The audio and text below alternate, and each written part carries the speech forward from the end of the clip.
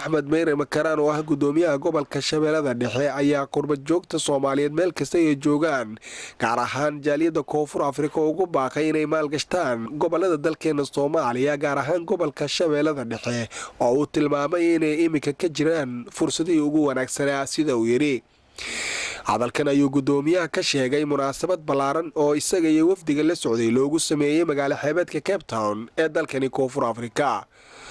boqolaal dadweyne ah oo xafladda ka qayb galay ayaa carabka ku dhuftay sida ugu dhaqsiyaha badan ay uga jawaabi doonaan baaqa uu diray gudoomiyaha, isla markaana ay ka jaaliyad ahaan ka go'an tahay taabagelinta horumarineed ee muuqata oo gobolku ku tallaabsaday sida tacabka beerashada bariiska oo haddii la sii labalaabo looga maarmi doono badeecad dibadda laga keeno. haddaba waa kuwan qaar ka mid ah jaaliyadii halkaa ka hadashay. annagana insha allahu tacaala waxaan rabnaa in aan maalgashi iyo tacbaso iyo horumar deegaanadiina aan ku sameeyno. adiguna insha Allah caawa aad noo hogaami doonto inaad gobolkaaga nagu soo dhaweey doonto adigoo ka tusaale qaadanayo dadka wajida quruxda badan loo waqtigaada kugu soo hor inay ayaguna insha Allah tacaala sidaas oo kale ay markay yimaadaan deegaanka aad xasuusato wixii Cape Town ka yimaado. Honorable guest, Premier of Middle Shabelle, Ahmed Meyre Makaraan and Abukar Adan Umar. Welcome to the motherland of the city, where there is a huge Somali community from different parts of the country. Amaya sigaar waxaan u salaamayaa oo soo dhaweynayaa waftigeena sharafta leh. Soo dhawaada ku soo dhawaada Cape Town. Insha Allah waxa Soomaalidu waxay tiraa nin socdana salaan ka filan nin fadhiya Soomaaliya ka filo kulay tan Soomaaliyada ka mid tahay. marka xigta waxaan salaamayaa gudoomiyaha Shabeellada Dhexe Axmed Meyre Makaraan iyo wafdiga hogaaminayo. marka xigta anigoo ku hadlayo magaca dhalinyarada Soomaaliyeed ku dhaqan magaalo xeebeedka Cape Town iyo ganacsatada Soomaaliyeed waxaan leeyahay gudoomiye waxa waaye dalka magaalo xeebeed dadka ku nool waxay jecel yihiin mar walba ay u taagan yihiin inay soo dhaweeyaan madaxda Soomaaliya.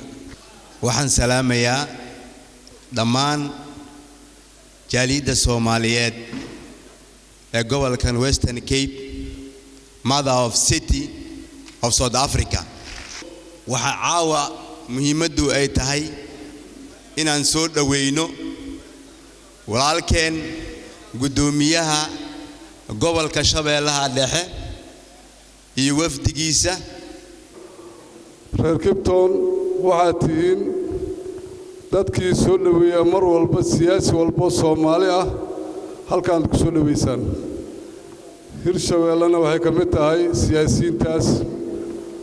waxaan isleeyahay haddii aan gacmahaas wada qabsanno in wax badan aan sii qaban karno, wax badan aan habeyn karno. gobolka waa gobolka ugu xeebta dheer gobolada Soomaaliya. waa gobol isku darsaday dhul xeebeedkii, daaqsinkii iyo beerihii. intaasi kadib gudoomiye ku-xigeenka degmada Balcad ayaa gudoomiyaha gobolka Shabeellada Dhexe mikrofoonka ku soo dhaweeyay.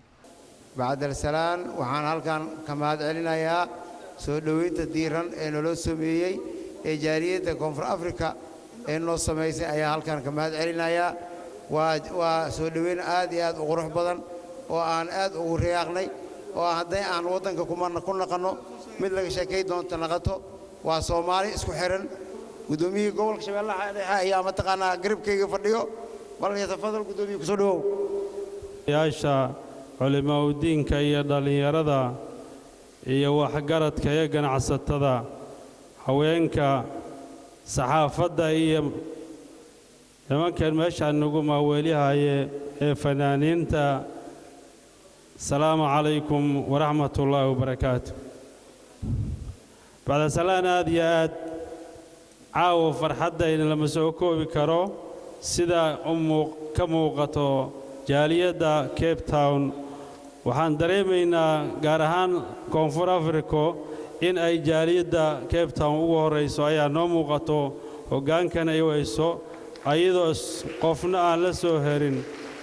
waxaan rabnaa haddaan iskaashano oo qof waliba inta ay qaban karto ay qabato hawshu way wanaagsanaysaa, laakiin hal qof kaligiis waxba ma qaban kariyo.